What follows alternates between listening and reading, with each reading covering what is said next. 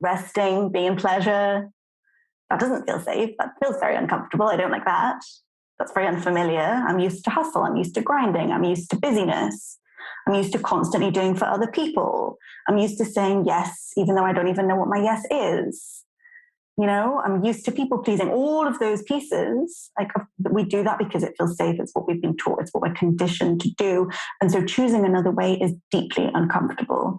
And it is built tiny action by tiny action.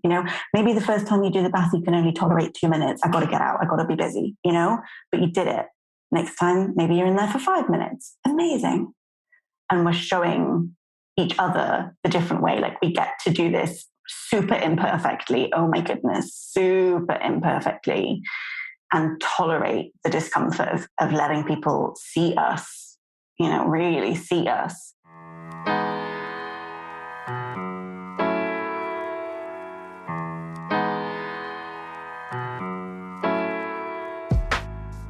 Hi, I'm your host, Justine Oxoy, and this is the Pleasurehood Podcast, a podcast where we explore what it means to be a mother, a leader, and an all-around badass from a place of pleasure, empowerment, and turn on.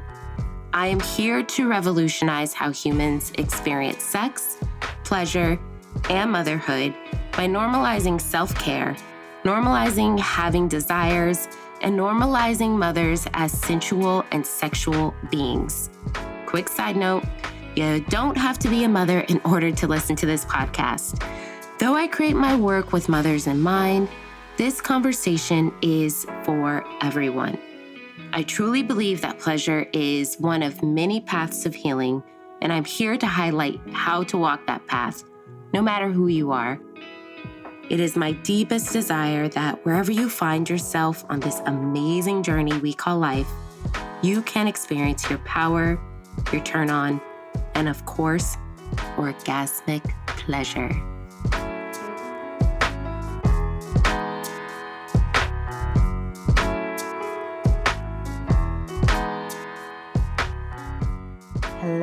Hello, and welcome to another episode of the Pleasurehood Podcast. This is episode 7. Welcome. So in this episode, I have the pleasure of sitting down with my business coach, Tamsin Crimmins.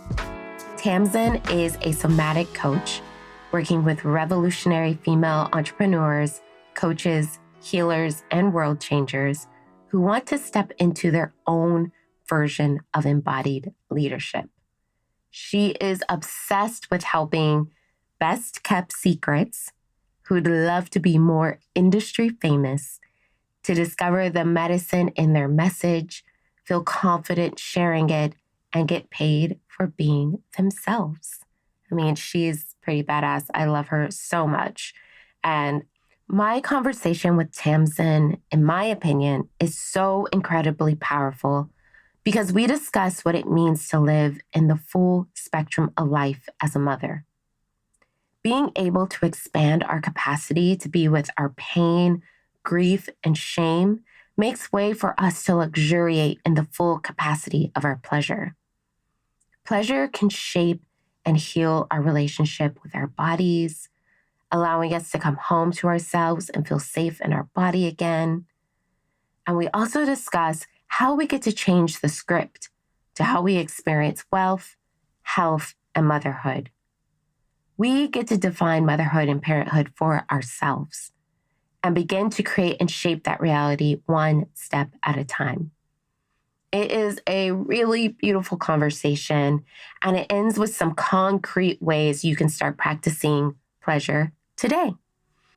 Without further ado, enjoy this amazing and beautiful conversation that I have with Tamsin Crimmins.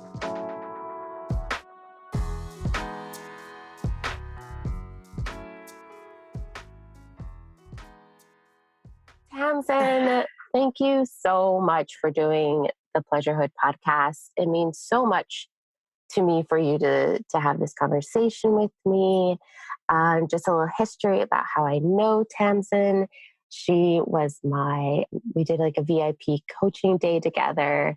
And she is just so fucking brilliant at what she does. Like, she really was able to support me in bringing out like my voice and my message and like an understanding of the vision that I am building in my business and my life. And that was just in 2 days, y'all. So talking about a very powerful, powerful being. And so thank you so much for taking the time to be here with me and talk everything pleasure, motherhood, empowerment, and yeah, just being an overall badass of your life. What a fantastic description. I love that. And thank you for that introduction. This is my favorite part of being on podcasts is the introduction. And just I feel the flattery in every cell of my body. I love it. And I loved working with you. It's the relationship. There's something beautiful between us. And so we co-created something beautiful in our sessions together. So thank you for having me. This is such a pleasure to be here. Oh, we kind of already started. I wish I pushed record when we first got on our call, but I'm just going to dive right in. And basically, something that you wrote on your Instagram, and I'm actually going to pull it up because I want to make sure that I get it correct. It was a quote, and it just really, really stuck with me. It like really touched me in a lot of ways because I feel that the quote that I'm about to read is not only true for, in this case, it was for business, but it really touches on motherhood, humanness, you know, what it means to walk powerfully in this world and like really owning yourself in so many ways. And so I'm going to read this quote. And it says, so you want to be an unstoppable wealth creatrix running your business with pleasure. Time to expand your capacity to be with pain, grief, and shame. And I was like, oh, yeah. I feel like any kind of new identity that you're stepping into, any kind of paradigm shift you're going to experience, there is a level of pain, grief, and shame that you have to sit with and navigate through. And so I just love to hear you expand upon that a little, what that has looked like for you, not only teaching it, but also like living it. Yes. I love that you pulled this particular post out for us to discuss. It's like, yeah, let's just go deep. Let's talk about the real stuff. Because we so often talk in our space, you know, you talk about pleasure in terms of motherhood, I talk about pleasure-based business, and whether it's sexuality or any of these areas, you know, we really want to have more pleasure, ease, flow, all of these gorgeous things in our lives. Of course we do, but we can't selectively only have those things. That also has to be space for the polarity, the opposite as well. And a lot of my work is about working with the nervous system to expand our capacity for wealth. To, you know, and wealth in all forms, you know, a wealth of pleasure, a wealth of money, a wealth of opportunity, a wealth of space, you know, a wealth of beauty. And the expanding of our capacity to hold all of these gorgeous things, part of that work is about tolerating the discomfort of those things. And the flip side of that is tolerating the discomfort of, you know, the inevitable. I'm so glad you used the word human. Like, yes, we're humans doing this. There's not a lot of space for that on Instagram, you know, fitting that into the grid. But in our human reality, being able to be with and tolerate the discomfort of disappointment. Like I feel into it a lot of the time, the disappointment of maybe, you know, sales didn't go the way you wanted them to go, or you didn't get as many likes on your post as you wanted. You know, can we be with the disappointment, expand our capacity to sit with that and not run to numb it or change it or fix it or any of those things that our culture is so so good at. And for me personally, a lot of that journey with expanding my capacity for life, for the full spectrum of life, that is what I want to be here for, is learning how to be with that and not smoke it away, drink it away. No, I don't know if we're allowed to swear, but, have sex with it away. Any of these behaviors, overworking, any of those things. And actually, my capacity for more pleasure and joy and wealth in all forms has expanded so massively since I got sober, like about 14 months ago. That's my journey, is really slowly over the years, releasing some of those coping strategies and replacing it instead with regulating activities. And that does not happen overnight. So when I talk about expanding the capacity to be with all of those things, it's a process, it's a journey. We do it really slowly. And my work is about working with the body and with the nervous system and reshaping, so that we can actually, I want to hear more from you, because I would like to become a mother, and I am wanting to fill my life with women who are doing this differently and saying, I want to do this with pleasure. If I've learned to receive money and clients and run my business with pleasure, I need some examples of how we disrupt the story that as a mother, you're always exhausted. There's never any time for you, so I'm like, please tell me how I do this.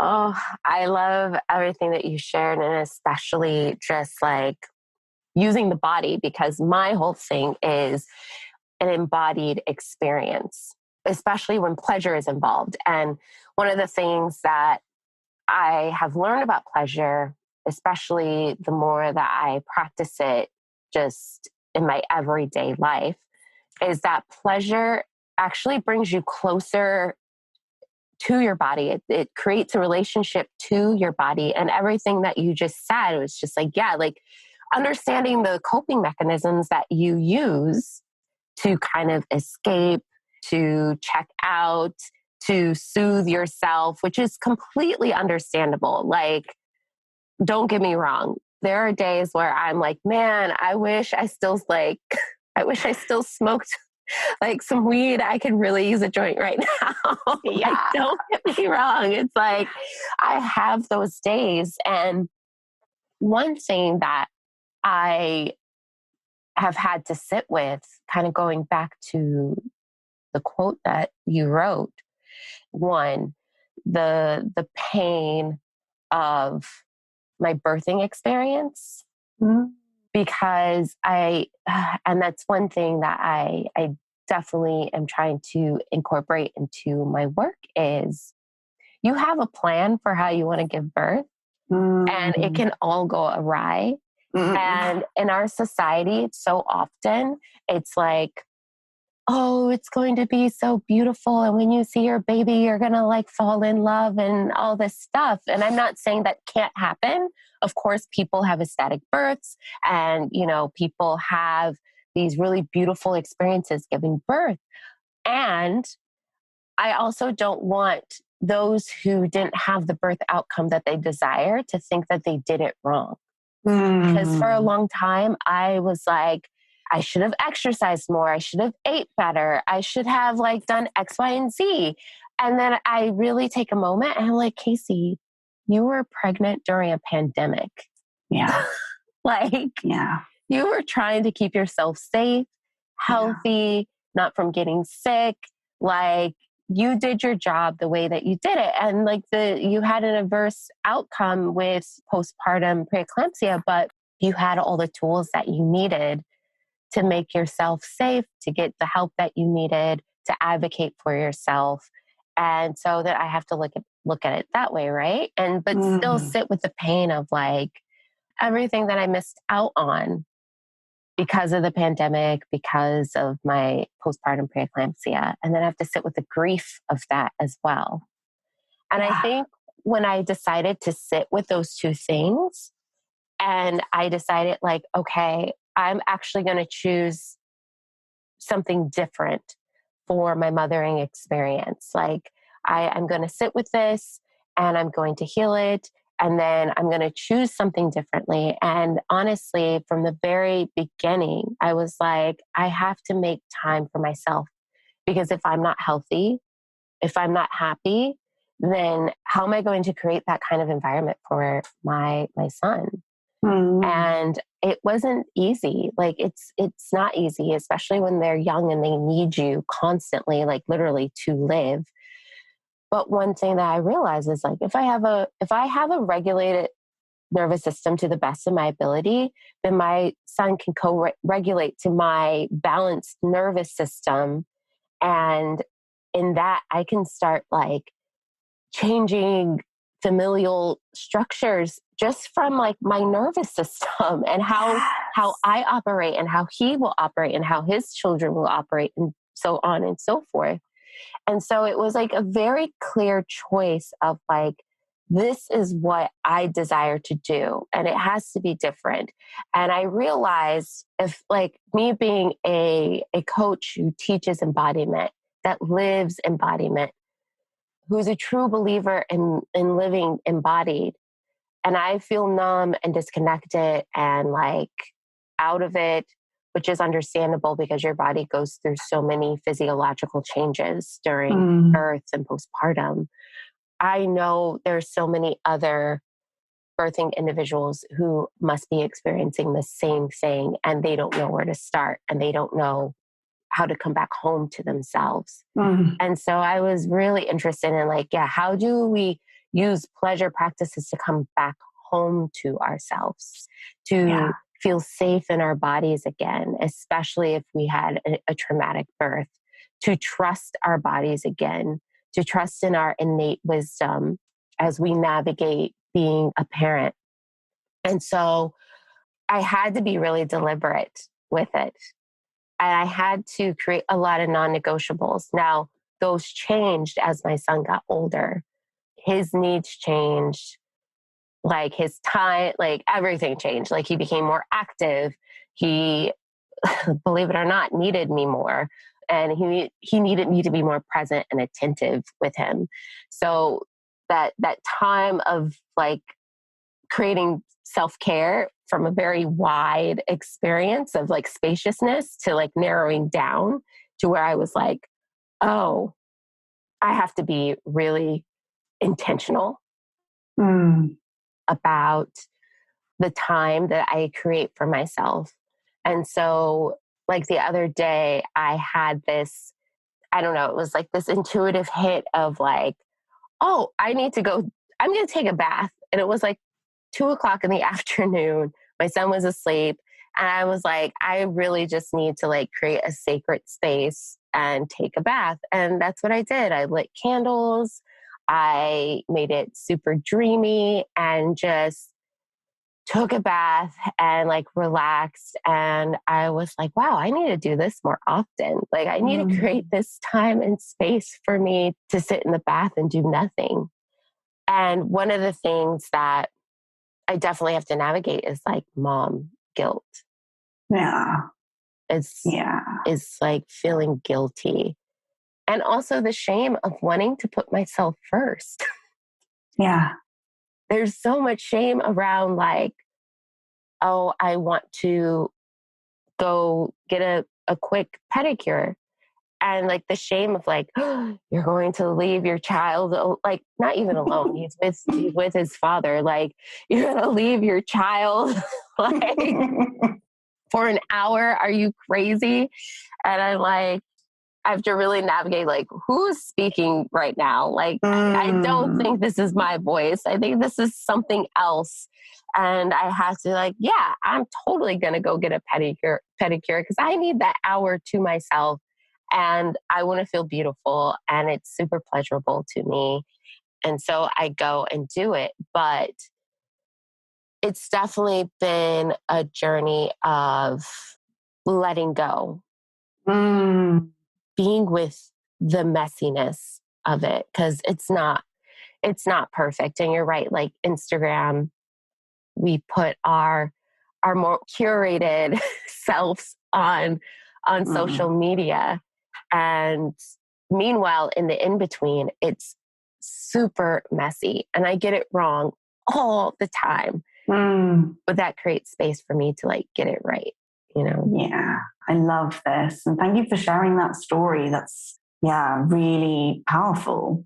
Every layer that you touched on there, it's so important. I definitely have a total rose-tinted dreamscape idea of birthing and the whole thing, and actually didn't even have in my consciousness that there could be another reality, and that reality might come with shame, grief, guilt, all of the pieces. So thank you for sharing that. And everything that you shared there for me is embodied leadership. You know, it's walking the talk and being the example and reshaping what it actually means on a physiological level. You know, like every time you take a bath at 2 p.m.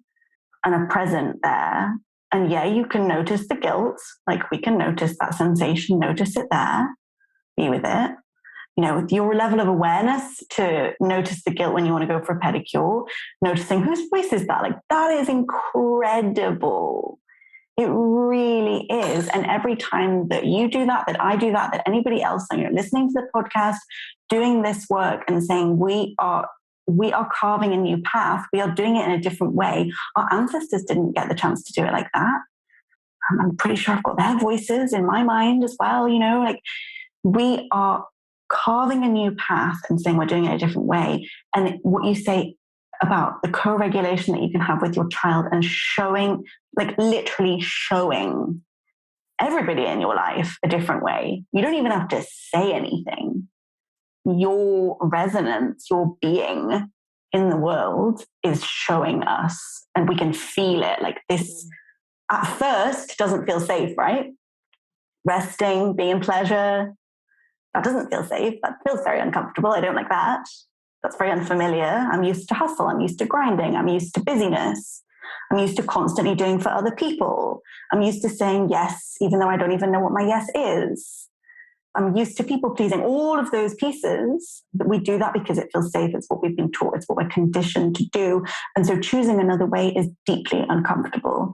And it is built tiny action by tiny action. You know, maybe the first time you do the bath, you can only tolerate 2 minutes. I got to get out. I got to be busy. But you did it. Next time, maybe you're in there for 5 minutes. Amazing.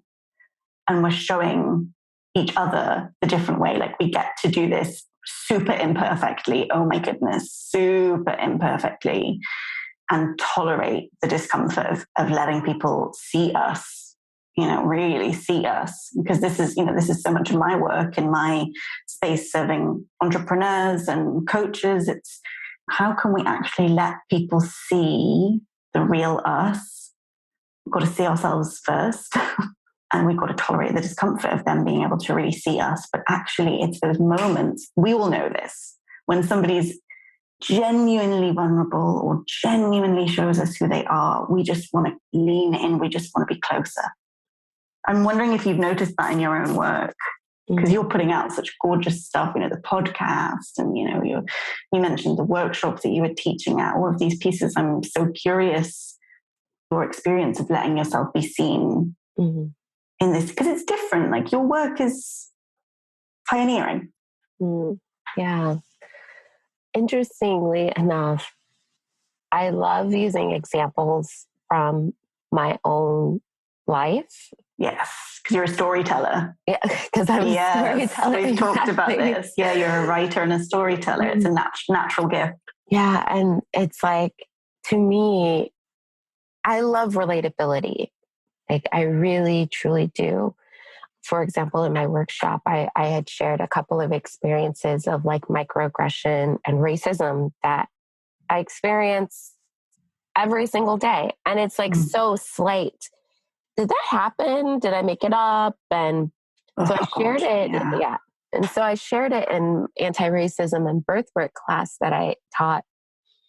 And a couple of the students like thanked me for sharing real life experiences. And I was like, of course. But to me, I'm like, that's how we learn. Yeah, it is. It's how we learn. It's like, but it's vulnerable, right? Yeah.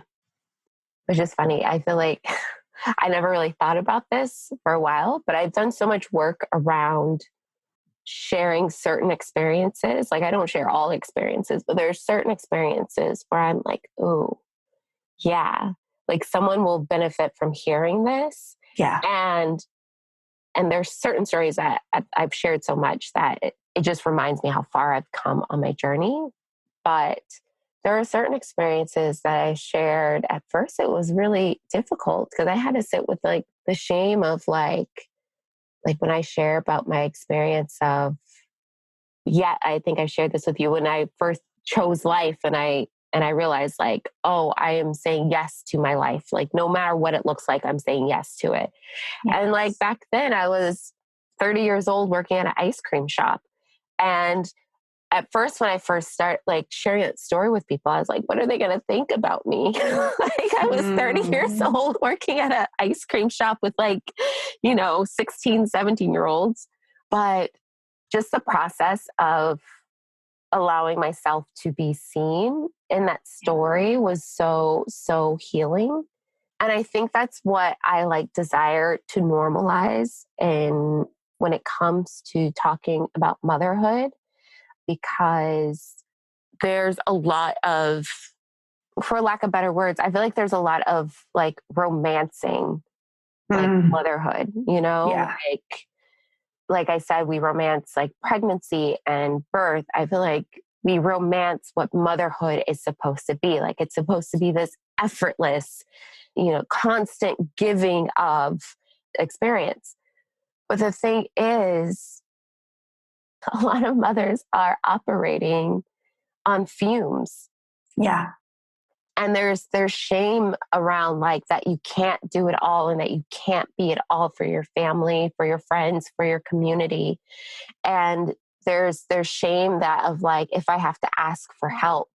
For a while I was, and I think this is still like something that I'm navigating, but I was a little ashamed to tell people that we had hired a nanny. I was like, ooh, what are they going to think? Like, I work from home. I have a really flexible schedule. Shouldn't I just be able to take care of my own son? And so that's something that I still sit with of sharing like, a part of taking care of myself and filling my own cup was us hiring a nanny 4 days out of the week to not only support our son, but also to support myself and my husband and to create more spaciousness in our day. So it didn't feel like we're trying to pack everything in. And it has been revolutionizing for my energy. Yeah. So there's some things that feel like second nature that I can share and it feels really good to share. And then there's other things that I'm still navigating the shame around. But I think it's important to share like the toughness of this new identity. I don't care if you have one child or you have 5, 6, 7. Each experience births a new identity because who you were with one child is going to be completely different with 2. It just is because it changes and shifts dynamics. Well, first, me sharing my experience and being vulnerable, I hope it creates space for others to do the same. And something that you said really sparked this question in me of like, before you can even know what your yes is, you have to start telling yourself the truth of like what you actually want. And that is a journey in itself because you have to navigate the guilt, the shame, the grief and the pain. Oh, this is actually what I want. Oh, this is what I actually desire. Oh, this is what I'm actually a yes to. And I'm actually a no to that. And it doesn't happen overnight. Like it's a process. It's a lifelong journey. And I celebrate you so much for sharing your stories. I celebrate you so much for hiring a nanny. I celebrate you so much for knowing your yes, your desires and following them. It really, really is leadership, from where I'm standing and in our world where we can thankfully connect me over here in England and you over there in Los Angeles. It's like we get to spread this message so far and wide. So yeah, so thank you for sharing that piece around that and the identity. Like, oh my goodness, exactly the same as an entrepreneur. If you want to, running your business, I'm sure there's also this shedding of, I'm going to shed the identity of somebody who struggles with money. I'm going to shed the identity of somebody who hustles for money. I'm going to shed the identity of somebody who doesn't have boundaries, and like actually being able to see, okay, this is how I've been operating. I see that. I have compassion for that. I understand where that's come from. Thank you very much for giving me this awareness. And letting that go so you can step into a new identity. Like, I am not even joking when I say that can feel like a death, right? Like, there's a real, am I actually going to be okay on the other side of this? Who am I going to be on the other side of this? And the truth is, of course, the more we hang on and we cling on and try and like keep it, the worse it gets. Like, the more we can allow ourselves to move in and out of these new identities. And like my biggest identity now that I'm moving into is, wealth creatrix. Like, oh, wow. What does she, like, how does she stand? What does she believe? How does she mother? How does she navigate being an entrepreneur and a mother? Like, I'm pretty sure she hires a nanny. I'm pretty sure she's asking for help. But in terms of like how our nervous system has been patterned in our lives, if we have found it dangerous to ask for help or be supported or rest or do any of these things, like, yeah, that's going to feel really, really edgy and scary. And all the stories are going to come up. The thoughts are going to come up about, like, I'm hearing from you, judgment. Like, what are other people going to think? What are other people going to think? What are other people going to think? And I hear this a lot from mothers, like that there is this, I'm sure it's probably got something to do with patriarchy and religious conditioning, probably. But, like this strange pressure that we put on mothers to do it in this very particular way. And when you get a bunch of entrepreneurs coming along and saying, I'm going to run my own schedule, I'm going to ask for as much help as I want, I'm going to do it all in pleasure, I'm going to make loads of money, my number one priority is having a regulated nervous system. Yeah, people are going to judge that. People are going to be scared of that. Like, who the hell does she think she is? A lot of stuff is going to come up around that, which is why, like, for me, it's just so important that we stay in community and we share with each other and we're honest. And, when we can be inside safe, I mean, really safe containers with one another, create those spaces where our nervous systems can actually relax enough to feel like, okay, yeah, I can unburden myself a little bit here. I can actually share what's going on. The shame dies. Like, it can't be there. It cannot be there when it's shared. So I commend you for going first and sharing those stories. And I know in my own life, being seen and telling those stories has always led me somewhere magical. It's not been easy. It's not been easy at all. But, I used to share like, the first memoir essay thing that I wrote was about having an abortion. And that was published in Elle UK magazine. So I don't know how many people read that, but like the feeling of exposure was next level. And what I've learned from that is, actually we get to be tender with ourselves. We don't always have to share all of those big stories. Like, we get to keep some of them to ourselves. We don't have to be constantly making ourselves vulnerable. Like, we get to keep a little bit with ourselves and keep things sacred. And knowing, I was young when I wrote that, like I didn't understand my capacity, but now being able to navigate, like, okay, what actually feels like, what's a good edge? Not like I'm going to completely blow. Vulnerability hangover is what I would call it. I think that's a Brené Brown concept.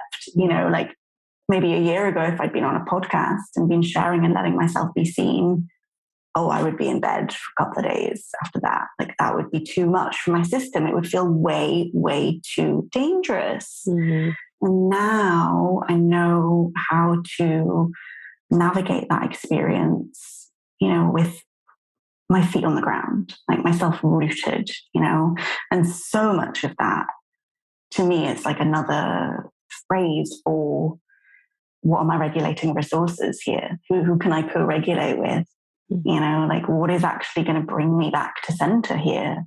So I'm not flinging myself around, like bouncing around, fight, flight, freeze all over the place. You know, like I don't want to live like that.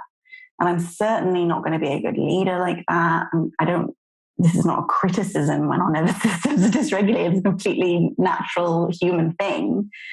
But to be able to have the tools and the awareness, if everybody in this world had the tools and the awareness, we would be living in a different world. 100%. This is not like a small little, like, oh, we're just hanging out over here doing a bit of pleasure, no big deal. Like, no. Changing the script about how we mother and how we make money and how we lead and do all of these things, like, whoa, that's big. You taking a bath in the afternoon is big. Yeah. No, it's so much good stuff. So much good stuff. And yeah, the first thing I want to bring up is the judgment part. Yeah. Yeah. What's that about with mothers? I hear this so much. Yeah. I feel like there's just so much comparison happening. This happens to me a lot, especially when I first had Arda. I would just like compare myself to other mothers' experiences, to the mothers I knew, to the mothers I saw on social media. And so it was just this, for me, the big one was breastfeeding. I feel like it's a big one for everyone. Yes. Like breastfeeding is like, first, it's like if you had a vaginal birth or a cesarean. Yes. That's the first one. Then the second one is, are you breastfeeding? Are you not breastfeeding? And I've seen mothers I know who had like health issues postpartum, just pushing themselves to the brink to breastfeed. And I just always think to myself, like, what is this narrative that we're telling mothers around breastfeeding? Whether it's I breastfed and I bottle fed, or I only breastfed, or my milk is fully coming in, or my milk isn't coming in at all, to, oh, I decided to breastfeed my child till they were 2 or 3, and like the judgment around that. It's just so much judgment, comparison happening. And this idea of enoughness, of trying to feed this, am I enough? And I'm going to prove that I'm enough as a mother.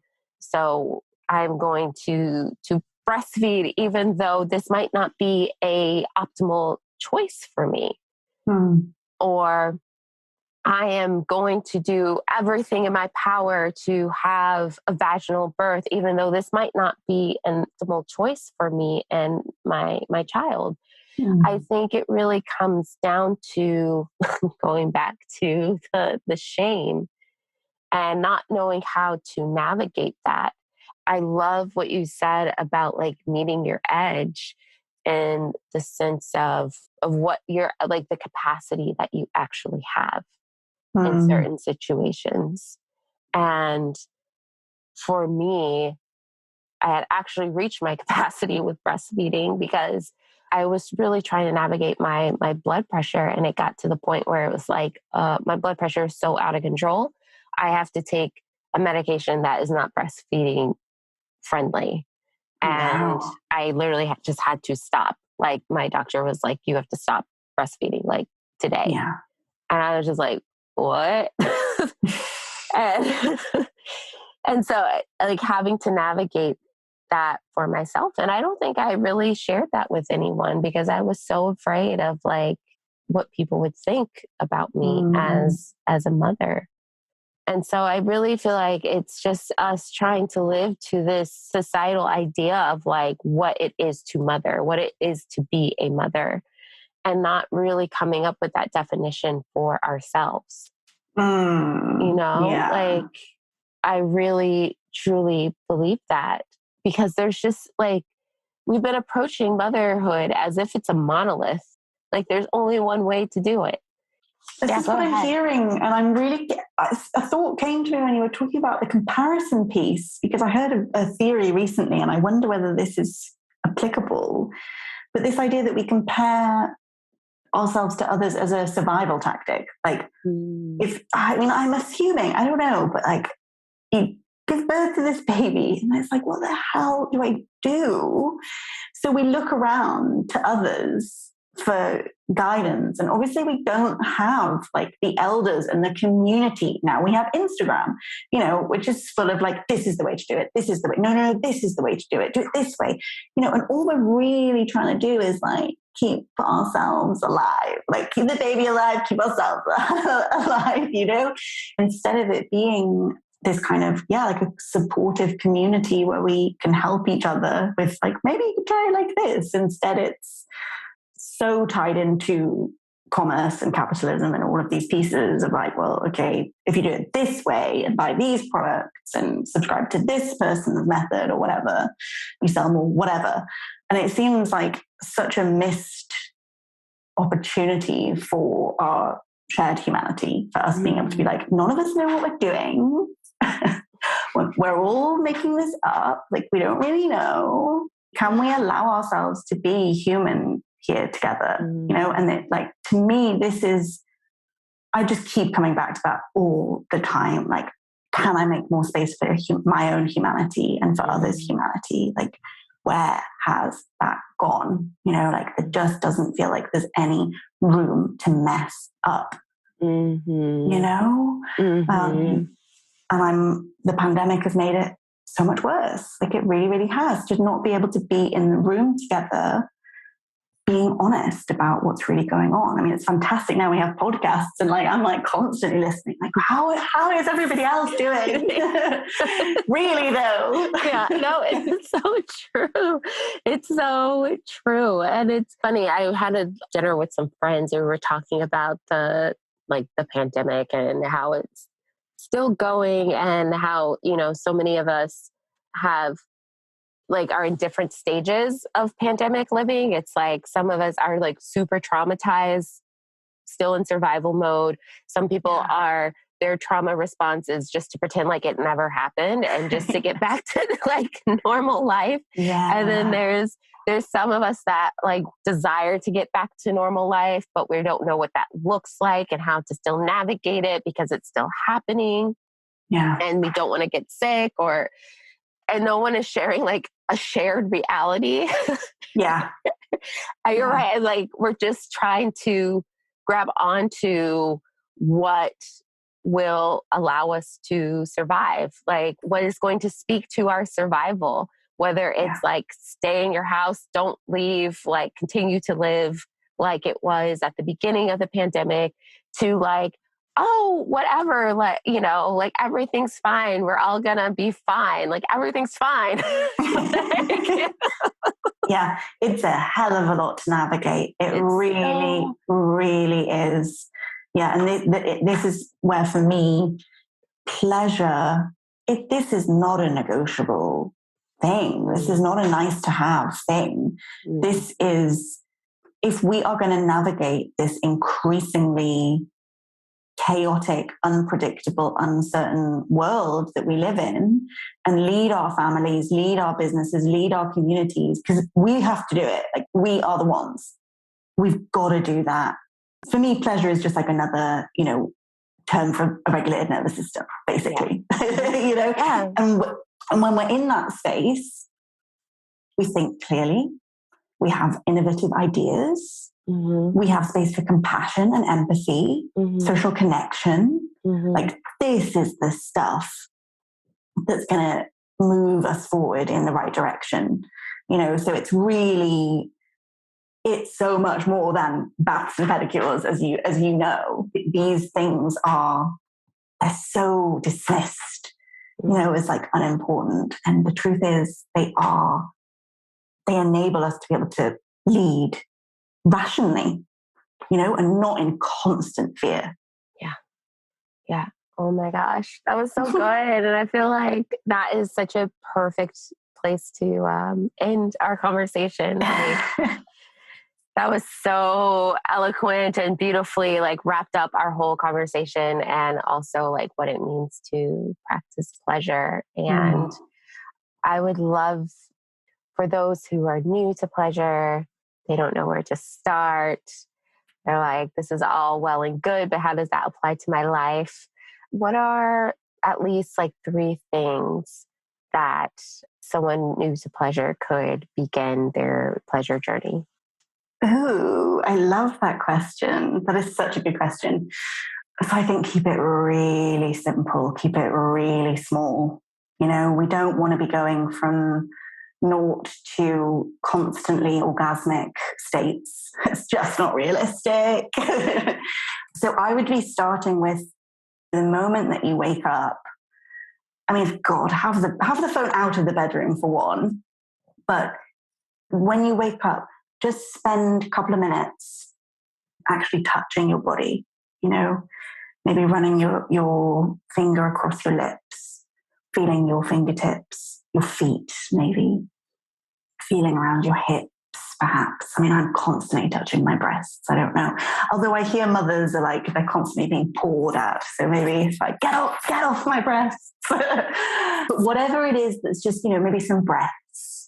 If we can consciously arrive in the day and just like, I'm here, you know, I'm here, I'm in this body before we move into our day, that can be a game changer.